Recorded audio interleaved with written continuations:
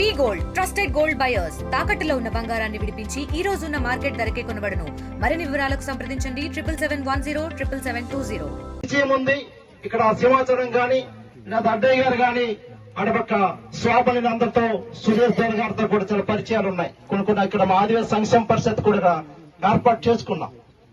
పేపర్లో చూసిన వెంటనే థర్మల్ విద్యుత్ ప్లాంట్ నిర్మాణం అని చెప్పి పెడుతున్నాం. అక్కడ కొన్ని గ్రామాల అడ్డూరుపేట గాని వెన్నెలవలస ప్రాంతాల్లో పెడుతున్నామని పేపర్లోకి వచ్చింది చూసాం.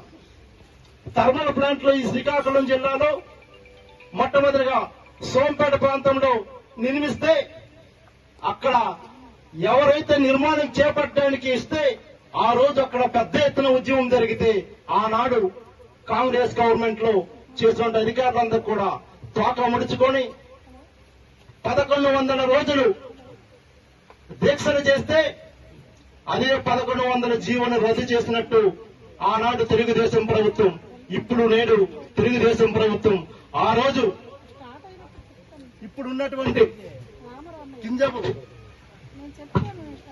కింజరాపు అచ్చెన్నాయుడు గారే స్వయంగా ఆ యొక్క జీవన రద్దు చేసి ప్రభుత్వానికి ఆయన చాలా విషయాలు మాట్లాడారు. ఈ శ్రీకాకుళం జిల్లాలో ఉద్యమానికి మేము ఆసరగా నిల్చొని ఏదైతే ఈ యొక్క ఉద్యమానికి సహకరించిన వాళ్ళకి మేమందరం కూడా తలదించుకొని ఉద్యమాల వరకు ముందుకు వెళ్లి ఈ యొక్క జీవన రద్దు చేస్తున్నామని మాట చెప్పి రద్దు చేశారు. అద్వారా అక్కడే కాకరాపల్లి అక్కడే ఎలా రద్దు జరిగింది.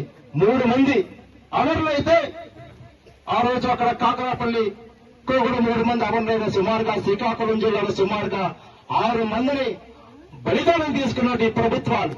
అంటే ఈ రోజు 6 మంది పోయారు కదా శ్రీకాకుళం జిల్లాలో. ఈ రోజు మళ్ళీ చిట్టచిర నియోజకవర్గం ఆంధ్రప్రదేశ్ నియోజకవర్గంలో కూడా ఆదివాసులు కూడా బ్రతుకుతున్నారు. ఆదివాసులు కూడా ప్రాంత్యాగాలు చేస్తారో చేయరని చూస్తున్నారు. మరోసారి శ్రీకాకుళం చరిత్ర చూసుకుంటే ఆ రోజు ఇందిరాగాంధీ ప్రభుత్వంలో పెద్ద ఎత్తున ఉద్యమం చేస్తే సుమారుగా ప్రాణ త్యాగాలు చేసి ఈ రోజు ఉమ్మడి ఆంధ్రప్రదేశ్ లో 9 ఐటీడీలు తెచ్చిన చరిత్ర ఆదివాసులకు ఉంది. ఈ ప్రభుత్వాన్ని గుర్తుపెట్టుకోవాలని కూడా ఈ సందర్భంగా తెలియజేస్తున్నా. ఏ ప్రాంతం అయితే తీసుకొచ్చారో ఇక్కడ సత్యశ్యామలంగా ఉండే ప్రాంతాన్ని, పచ్చదనాన్ని ఒడిలో కాపాడుకున్న ఆదివాసీ ప్రాంతాన్ని అడవిగా చేసి పూర్తిగా బుగ్గిపాలు చేస్తామనుకుంటే మేము ఊరుకునేదే లేదు. మేమే కాదు, అనేకమైన పచ్చదనం ప్రకృతి కాపాడినటువంటి అనేకమైన సంఘాలు ఇక్కడికి వస్తాయి, మాట్లాడితే కథం దూకుతాయి, మీరు పనిపడతాయి అనే విషయాన్ని కూడా మీరు గుర్తుపెట్టుకోండి సందర్భంగా తెలియజేస్తున్నాం. నా గురించి ఎన్ని మాట్లాడుకున్నా ఏమనుకున్నా వాళ్ళ గురించి నేను మాట్లాడను. నిన్న నా తండ్రి గురించి మాట్లాడారు, మా అన్న సింహాచలం అన్నగా చెప్పారు. నా తల్లి గురించి మాట్లాడారు, కానీ వాళ్ళ తల్లి గురించి తండ్రి గురించి నేను తెలుసుకోలేదు. నాకు విజ్ఞత ఉంది, నాకొక విజ్ఞత ఉంది. ఆయనకు విజ్ఞత లేదు కాబట్టి విజ్ఞత లేదు మాట్లాడుతున్నారు. నాకు విజ్ఞత ఉంది, నేను విజ్ఞతనే ఉంటాను. అయితే ఈ రోజు సుమారుగా 3200 మెగావాట్లతో ఇక్కడ పడుతున్నారు. పక్కనే పర్వాలు గాని పెట్టవాలపాలెం గాని చూసుకుంటే అక్కడ 800 మెగావాట్లు మాత్రమే అక్కడ ఉంది. అక్కడ చుట్టూ ఒక ప్రాంతాలు గాని మనం అందరికి కూడా సింహాచలాలతో అందరితో కలిసి ఒకసారి పర్వాలు 2 బస్సులు 3 బస్సులు పట్టుకొని చూద్దాం అక్కడ పరిసర ప్రాంతాలు ఏ విధంగా నాశనం అయిపోతున్నాయనేసి. ఈరోజు వంశధార నీళ్లు తీసుకొస్తామంటున్నారు, కెనాల్ నుంచి అక్కడ నీరు ఏర్పాటు చేస్తామంటున్నారు. ఈ రోజు అడుగుతున్నాను ప్రభుత్వానికి, ఇన్ని వేల ఎకరాలు పంటలు పండుగ రావని చెప్తున్నారు కదా, ఇన్ని రోజు వంశధారంతా కాలువ నీరు పెట్టుకుని ఇక్కడి నుంచి కెనాల్గా తీసుకుని రాలేకపోయారు ఎందుకు? ఈ రోజు భూములు పండవ అక్కడ పూర్తిగా వర్షాధారం అని చెప్తున్నారు. అయితే ఈ రోజు 16,3200 మెగావాట్లకి సుమారుగా 6 టీఎంసీల వాటర్ అవసరం ఉంది. ఈ 6 టీఎంసీలు ఎక్కడి నుంచి తీసుకొస్తారు కొండ రవికుమార్ గారిని స్ఫూర్తిగా అని అడుగుతూ ఉన్నా. ఈ రోజు 3,200 మెగావాట్లకి 33,000 కోట్లతో ఖర్చు పెడితే నీకు కమిషన్ ఎంత వస్తుందని కూడా ఈ సందర్భంగా బహిరంగంగా నువ్వు చెప్పాలని కూడా కొండ రవికుమార్ గారికి అడుగుతా ఉన్నా. చెప్పండి, ఎవరికి లాభం? మీకు లాభమా, ఆదివాసులకు లాభమా? ఆదివాసులకు నష్టపెట్టే గాని రైతులకు నష్టపెట్టే కార్యక్రమం ఏ ఒక్కటి గాని ఈ ప్రభుత్వాలు చేపడితే ఆదివాసీ సంఘాలుగా, రైతు సంఘాలుగా, సిపిఎం అన్ని పార్టీలు కూడా ఏకమై ఉద్యమించడానికి ఆదివాసీ సిద్ధంగా ఉండాలని కూడా ఈ సందర్భంగా తెలియజేస్తున్నా. నిన్న ఆయన మాట్లాడుతూ ఉన్నారు కొన్ని మీడియాలు. అక్కడ ప్రజలు లేరు, గ్రామాలు లేవు, కానీ రోడ్డు శంకుస్థాపన చేశాము. ఇప్పుడు అర్థమైంది రోడ్డు శంకుస్థాపన అంటే రోడ్డు వేస్తారట, ఆయన కమిషన్ జోబులు వేసుకుంటారట. అదే ఆయన యొక్క ఆలోచన. ఓకే, ఆయనకి మనం గెలిపించుకున్నాం, మనం చేసుకున్న పాపం అనుకుందాం. నెట్టొచ్చే 2029 లేక మధ్యలో జమున ఎన్నికలు అంటున్నారు కాబట్టి ఆ జమున ఎన్నికల్లో కూడా జములు చేద్దాం, ఏం భయపడక్కర్లేదు, చూద్దామని సంగతితో ఈరోజు ఆయన నా గురించి ఎన్ని ఏటి మాట్లాడుకున్నా నేను ఈ యొక్క ధర్మ వ్యతిరేక పోరాట కమిటీలో ప్రాణాలు అనిపించైనా ఈ యొక్క ఉద్యమం ఆపు తీరుతాం, భయపడేది లేదు. ఇక్కడ ఆదివాసీ ప్రజల కోసం, ఆదివాసుల కోసం, ఆదివాసీ సంస్కృతి కోసం, ఆదివాసీ పచ్చదనం కోసం, ఆదివాసుల యొక్క పొడి వ్యవసాయం కోసం నిరంతరం కూడా వాళ్ళు చేస్తున్న ప్రకృతి కోసం కాపాడడానికి మీకెంత బాధ్యత ఉందో మేము నాయకులుగా మాకు అంతే బాధ్యత ఉందని కూడా ఈ సందర్భంగా తెలియజేస్తున్నా. అయితే ఏదైతే ఈ పక్కన వెన్నెల వలస ఆశ్రమ పాఠశాల ఉంది, 1988 స్థాపించినటువంటి నవోదయ పాఠశాల ఉంది. సుమారుగా 1988 నుంచి నేటి వరకు 3,500 మంది విద్యార్థులు అక్కడ చదివి ఐపీఎస్ అయ్యారు, ఐపీఎస్ అయ్యారు, ఐఏఎస్ అయ్యారు, ఐఆర్ఎస్ అయ్యారు, గ్రూప్ 1 అధికారులుగా తీర్చిదిద్దినటువంటి నవోదయ పాఠశాలను కూడా మీరు అంటే ఇది ఒక ఆలోచన ఏంటి? అక్కడ ఆ పరిసర ప్రాంతాలు ఇప్పటికే గిరిజనులకు విద్య లేదు. అక్కడ ఆశ్రమ పాఠశాల ఎత్తేస్తే గిరిజనులు దూరం అయిపోతున్నారు, అక్కడ నవోదయ పాఠశాల ఎత్తేస్తే అక్కడ గిరిజనులు దూరం అవుతున్నారు. అంటే ఈ పక్క ఒకవైపు నుంచి ఖాళీలు చేస్తాం, ఒకవైపు నుంచి విద్యను దూరం చేస్తాం, పూర్తిగా ఆదివాసులకి పూర్తిగా అంతరించి చేద్దామని ఆలోచనతో ఈ ప్రభుత్వాలు పూనుకుంటున్నాయి. ఇంకో విషయం, మీ అందరూ కూడా తలబడి నిలబడితే ఇలాంటి ఉద్యమాలు ఎంతమంది ఏ నిలదొక్కున్నా మనం నిలగొలుదాం. ఈ యొక్క ఉద్యమానికి ఏదైతే ఇందాక చెప్తున్నారు, మా పెద్దలు చెప్పారు, ఈరోజు వంశధార నీరు తీసుకొస్తామంటున్నారు, కెనాల్ నుంచి అక్కడ నీరు ఏర్పాటు చేస్తామంటున్నారు. ఈ రోజు అడుగుతున్నాను ప్రభుత్వాలకి, ఇన్ని వేల ఎకరాలు పంటలు పండుగ రావని చెప్తున్నారు కదా, ఇన్ని రోజు వంశధార అంతా కాలువ నీరు పెట్టుకుని ఇక్కడి నుంచి కెనాల్గా తీసుకుని రాలేకపోయారు ఎందుకు? ఈ రోజు భూములు పండవ అక్కడ పూర్తిగా వర్షాధారం అని చెప్తున్నారు. అయితే ఈ రోజు 16,3,800 మెగావాట్లకి సుమారుగా 6 టీఎంసీల వాటర్ అవసరం ఉంది. ఈ 6 టీఎంసీలు ఎక్కడి నుంచి తీసుకొస్తారు? కొండ రవికుమార్ గారిని స్ఫూర్తిగా ఆయనకు అడుగుతూ ఉన్నా. ఈ రోజు 3,200 మెగావాట్లకి 33,000 కోట్లతో ఖర్చు పెడితే నీకు కమిషన్ ఎంత వస్తుందని కూడా ఈ సందర్భంగా బహిరంగంగా నువ్వు చెప్పాలని కూడా కొండ రవికుమార్ గారికి ఇక్కడి నుంచి అడుగుతా ఉన్నా. చెప్పండి, ఎవరికి లాభం? మీకు లాభమా, ఆదివాసులకు లాభమా? ఆదివాసులకు నష్టపెట్టే గాని రైతులకు నష్టపెట్టే కార్యక్రమం ఏ ఒక్కటి గాని ఈ ప్రభుత్వాలు చేపడితే ఆదివాసీ సంఘాలుగా, రైతు సంఘాలుగా, సిపిఎం, సిపిఐ అన్ని పార్టీలు కూడా ఏకమై ఉద్యమించడానికి ఆదివాసులు సిద్ధంగా ఉండాలని కూడా ఈ సందర్భంగా తెలియజేస్తున్నా. నిన్న ఆయన మాట్లాడుతూ ఉన్నారు కొన్ని మీడియాలు. అక్కడ ప్రజలు లేరు, గ్రామాలు లేవు, కానీ రోడ్డు శంకుస్థాపన చేశాము. ఇప్పుడు అర్థమైంది రోడ్డు శంకుస్థాపన అంటే రోడ్డు వేస్తారట, ఆయన కమిషన్ జోబులు వేసుకుంటారట.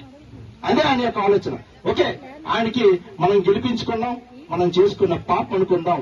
నెట్టొచ్చే 2029 లేక మధ్యలో జమున ఎన్నికలు అంటున్నారు కాబట్టి ఆ జమున ఎన్నికల్లో కూడా జములు చేద్దాం, ఏం భయపడక్కర్లేదు, చూద్దామని సంగతితో ఈరోజు ఆయన నా గురించి ఎన్ని ఏటి మాట్లాడుకున్నా నేను ఈ యొక్క ధర్మ వ్యతిరేక పోరాట కమిటీలో ప్రాణాలు అనిపించైనా ఈ యొక్క ఉద్యమం ఆపు తీరుతాం, భయపడేది లేదు.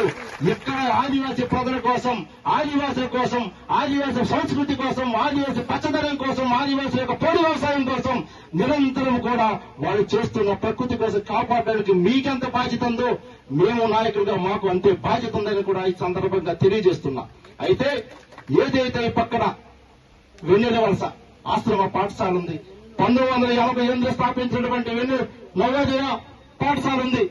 సుమారుగా 1988 నుంచి నేటి వరకు 3,500 మంది విద్యార్థులు అక్కడ చదివి ఐపీఎస్ అయ్యారు, ఐపీఎస్ అయ్యారు, ఐఏఎస్ అయ్యారు, ఐఆర్ఎస్ అయ్యారు, గ్రూప్ 1 అధికారులుగా తీర్చిదిద్దినటువంటి నవోదయ పాఠశాలను కూడా మీరు అంటే ఇది ఒక ఆలోచన ఏంటి? అక్కడ ఆ పరిసర ప్రాంతాలు ఇప్పటికే గిరిజనులకు విద్య లేదు. అక్కడ ఆశ్రమ పాఠశాల ఎత్తేస్తే గిరిజనులు దూరం అయిపోతున్నారు, అక్కడ నవోదయ పాఠశాల ఎత్తేస్తే అక్కడ గిరిజనులు దూరం అవుతున్నారు. అంటే ఈ పక్క ఒకవైపు నుంచి ఖాళీలు చేస్తాం, ఒకవైపు నుంచి విద్యను దూరం చేస్తాం, పూర్తిగా ఆదివాసులకి పూర్తిగా అంతరించి చేద్దామని ఆలోచనతో ఈ ప్రభుత్వాలు పూనుకుంటున్నాయి. ఇంకో విషయం, మీ అందరూ కూడా తలబడి నిలబడితే ఇలాంటి ఉద్యమాలు ఎంతమంది ఏ నిలదొక్కున్నా మనం నిలగొడదాం ఈ యొక్క ఉద్యమానికి. ఏదైతే ఇందాక చెప్తున్నారు, మా పెద్దలు చెప్పారు, సీతంపేట నుంచి ప్రజలు వచ్చారు. సీతంపేట నుంచి కాదు నాయన, ఆదిలాబాద్ నుంచి శ్రీకాకుళం జిల్లా వరకు ఏదైతే ఈ రాష్ట్రంలో 3 రాష్ట్రంలో ఉన్నటువంటి 2 కోట్ల ఆదివాసీలు ఈ యొక్క థర్మల్ విద్యుత్ ప్లాంట్కి మండగా ఉంటారని కూడా సందర్భంగా తెలియజేస్తున్నాం. సీతంపేట నుంచి వచ్చారని చెప్తున్నారు కదా, ఆదిలాబాద్ నుంచి శ్రీకాకుళం జిల్లాకి 2 కోట్ల ఆదివాసులు ఉమ్మడి ఆంధ్రప్రదేశ్ లో ఉన్నారు.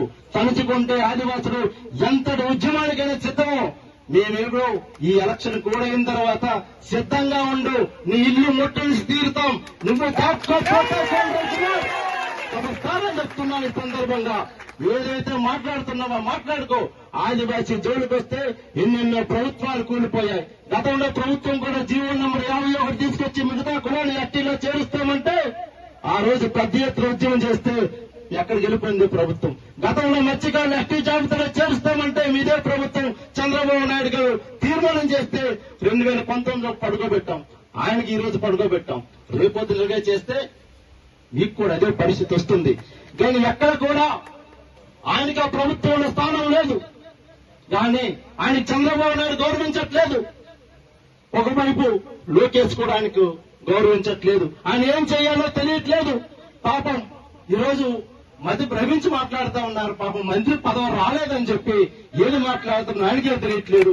ఇప్పటికైనా ఆలోచన చేసి మంత్రి పదవి వచ్చేది చూడండి, లేకపోతే అక్కడ మంచి హాస్పిటల్ తీసుకెళ్లి చూపిస్తే మంచిదని కూడా ఈ యొక్క జిల్లా ఎవరైతే జిల్లా అధ్యక్షులైనటువంటి ఎవరున్నారో ఆయన కేజీహెచ్ కూడా తీసుకెళ్లి మాట్లాడి ఈ రోజు మాట్లాడిన మాట రేపు మర్చిపోతున్నారు. మొన్న కూడా ఒక మీడియా సందర్భంలో మాట్లాడా, ఆయన నిజం మాట్లాడితే తల వేయి చెక్కలు అయిపోతుందట. అందుకే ఆయన నిజం మాట్లాడలేకపోతుంది. అందుకే వావేక ఆదివాసి కాదు అంటున్నాడు. ఆయన నిజం మాట్లాడని చెప్పండి, వేయి చెక్కలు అయిపోతుంది. అందుచేతనే మీ అందరు కూడా ఆదివాసులకి ఇక్కడ ప్రజా ఉద్యమ నాయకులందరూ కూడా ఏదైతే ఆదివాసీ ప్రాంతాలను రక్షించవలసింది, ఈ ప్రకృతి కాపాడాలని అందరి మీద బాధ్యత ఉంది. కాబట్టి మనం అందరం కూడా కలిసికట్టుగా ఇక్కడ రైతాంగానికి ఇటుపక్క ప్రజా ఉద్యమ నాయకులు అందరూ కూడా శిరస వంచి నమస్కరించి తెలియజేస్తున్నా, మా ప్రకృతిని కాపాడండి, మా అడవిని కాపాడండి, మా పచ్చదనాన్ని కాపాడండి. అందరం కూడా కలిసికట్టుగా పోరాటం చేద్దాం. ఈ థర్మల్ విద్యుత్ ప్లాంట్ ని వ్యతిరేకంగా పోరాటం చేసి ఈ యొక్క ఆదివాసీ రైతుల్ని, ఈ యొక్క భూమిని, ఈ యొక్క ప్రకృతిని కాపాడవలసిన బాధ్యత ఈ దేశంలో పౌరుడిగా, ఒక ఆదివాసీగా ప్రతి ఒక్కరిపైన ఉన్నది. కాబట్టి అధికారులకి, అనధికారులకి అందరికి కూడా తెలియజేసుకుంటూ ఈ యొక్క మంచి అవకాశం ఇచ్చినటువంటి అందరికీ పేరు పేరున ప్రత్యేకమైన ఉద్యమం తెలియజేసుకుంటూ సెలవు తీసుకుంటాను. జై ఆదివాసీ, జై ఆదివాసీ. పవర్ ప్లాంట్ వ్యతిరేకంగా, పవర్ ప్లాంట్ వ్యతిరేకంగా, పవర్ ప్లాంట్ వద్ద, పవర్ ప్లాంట్ వద్ద, పవర్ ప్లాంట్ వద్ద, పవర్ ప్లాంట్ వద్ద. జై ఆదివాసీ. మరిన్ని వీడియోస్ కోసం ఛానల్ ని సబ్స్క్రైబ్ చేయండి. లేటెస్ట్ అప్డేట్స్ కోసం వాట్సాప్ ఛానల్ ని ఫాలో అవ్వండి. అండ్ లింక్ డిస్క్రిప్షన్ లో ఉంది.